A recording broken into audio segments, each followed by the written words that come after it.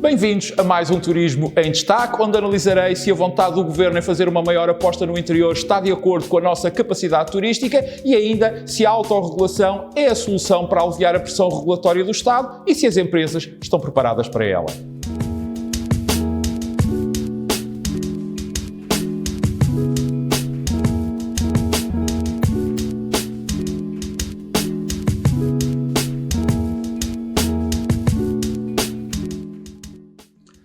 O Governo decidiu dar prioridade à promoção turística do interior e, por isso, importa ver se esta visão está em consonância com a nossa capacidade turística. E, desde logo, deve começar por se dizer-se que este olhar turístico para o interior por parte do Governo, embora não sendo propriamente uma novidade e possuir um vastíssimo número de defensores, entre os quais há muitos anos também me incluo, pode ser considerado como uma espécie de lufada de ar fresco. E porquê? Bem, quanto a mim, por 5 essenciais razões. A primeira, porque é inegável a capacidade que o turismo tem de fixar populações pelo emprego que gera e criar desenvolvimento económico e social, tanto a nível local como a nível regional. A segunda, porque a transversalidade da atividade potencia e alimenta outros negócios. A terceira, porque ao criar bem-estar económico e social, isso acaba por ter um peso decisivo na atenuação da desertificação e mesmo no repovoamento e consequente aumento demográfico do interior. A quarta, porque garante uma maior coesão e continuidade territoriais, tornando-se crucial para reduzir o abismo atual de assimetrias entre o litoral e o interior. E, finalmente, em quinto lugar, embora houvesse aqui muito mais pontos que pudesse acrescentar, porque proporciona um tipo de oferta que encaixa que nem uma luva nos atuais padrões de procura, ou se quisermos, de consumo turístico. Autenticidade, genuinidade, falta de densidade turística, facilidade de interação com as comunidades locais e novidade, tanto a nível natural, como patrimonial, como ainda cultural. Claro está que é bom que tenhamos consciência que o facto de se apostar no interior, promovendo-o mais, criando mais incentivos para o investimento turístico ser aí mais aliciante, para que se criem mais empregos, etc., etc., não nos deve fazer com que abandonemos de alguma forma ou até descuremos o litoral, porque é aí onde verdadeiramente se situa o nosso potencial turístico. É bom termos presente que cerca de 90% da nossa procura se situa no litoral, com particular destaque, claro está, para o Algarve, para Lisboa e mais recentemente para o Porto, a nível do continente, a que se deve ainda acrescentar, claro está, a Madeira. No entanto, também é bom dizer-se que o restante norte de Portugal, o centro, o Alentejo e o Ribatejo e os Açores têm vindo a apresentar níveis muito interessantes de crescimento e desenvolvimento turístico, isto tudo, obviamente, descontando os 2 últimos anos de malfadada pandemia que atravessamos. Naturalmente, o facto de Portugal ser, como tantas vezes eu gosto de definir, um concentrado de diversidade turística, isto é, de em pouco território ter uma enorme variedade de recursos naturais e histórico-culturais que podem ser fruídos, não só facilita esta deriva para o interior, como estimula um maior desenvolvimento da oferta para ter e dar resposta ao aumento da procura.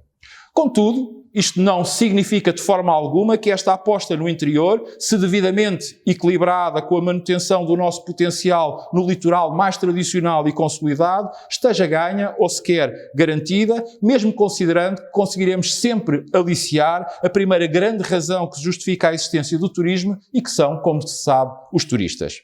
É bom não nos esquecermos que para que haja turismo, para além de turistas, tem que haver deslocação. E deslocação implica a existência de acessibilidades.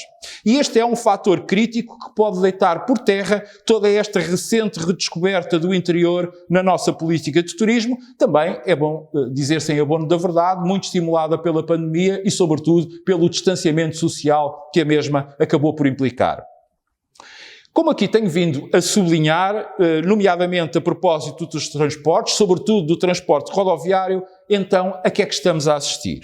Desde logo, uma aposta na alta velocidade ferroviária entre o Porto e Lisboa, ou seja, mais uma vez, dando prioridade ao litoral.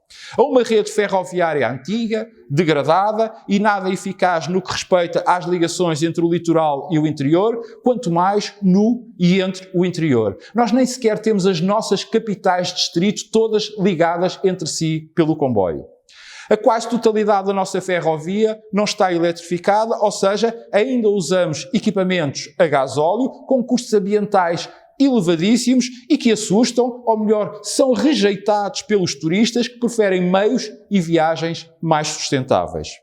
Nem sequer temos as duas principais regiões turísticas do continente, Lisboa e o Algarve, com uma ligação ferroviária que se possa assumir como uma verdadeira alternativa ao automóvel. E basicamente aqui estamos a falar de litoral. Isto para nem sequer falar na questão da rede rodoviária que, atentos os elevadíssimos custos de portagens, desincentiva as deslocações ao e no interior. Com alguma ironia, lembro-me agora do acrónimo de SCUT, sem custos para o utilizador. Portanto, apostar no interior, sim. Estímulos ao desenvolvimento turístico do interior, vamos a isso. Chamar a atenção para o interior através de mais promoção turística interna e externa, obviamente que sim. Agora, cuidado para não se cair numa espécie de visão romântica do interior, descurando, de alguma forma, a realidade. Porque tudo isto só resultará se os turistas lá conseguirem chegar e por lá conseguirem andar. E para isso, não podemos querer dar um passo maior do que a perna.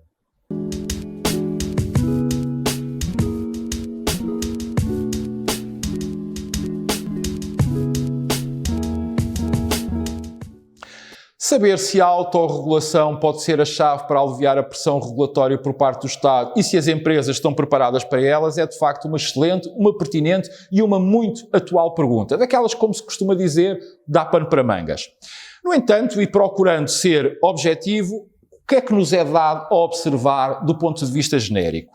Do lado do Estado temos uma atitude interventora ou, se quisermos, condicionadora, seja pelo exercício da autoridade, seja por receio de não prever algo e depois, pelo escrutínio público, ser apanhado em falta, seja ainda para buscar mais receita através das inúmeras taxas e taxinhas que são cobradas. Mas também uma postura burocrática, os pequenos poderes continuam a ser mais do que muitos e pouco pedagógica, uma vez que ela é sempre mais punitiva.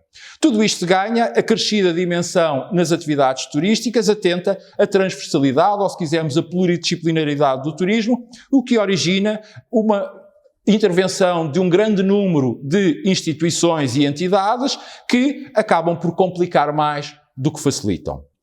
Do lado das empresas, temos uma cultura instalada de estado-dependência, muito reativa, por vezes até lamurienta e sem apresentar grandes soluções. Se isto é o que temos, perguntar-se-á então legitimamente o que é que deveríamos ter. Em minha opinião, aquilo que deveríamos ter era, do lado do Estado, ser facilitador e regulador.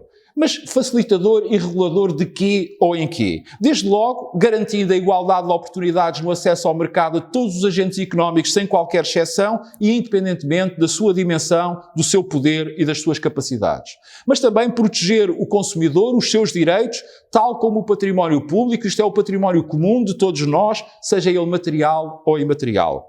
Fiscalizar ainda com mão firme, penalizando fortemente os prevaricadores para que sirvam de exemplo e garantindo assim também a qualidade da oferta dos produtos e dos serviços. Do lado das empresas, proatividade. Como é que ela se alcança? Porque são as empresas que, estando na atividade, conhecem melhor do que ninguém as suas boas práticas, tanto nacionais como internacionais, os seus desafios, os seus constrangimentos, os desejos e os anseios dos consumidores, as regras e as normas que as qualificam, que as tornam mais seguras e mais atrativas, etc, etc. Portanto, têm a obrigação de apresentarem as melhores soluções. E até têm a vantagem de poderem ser representadas coletivamente pelo movimento associativo.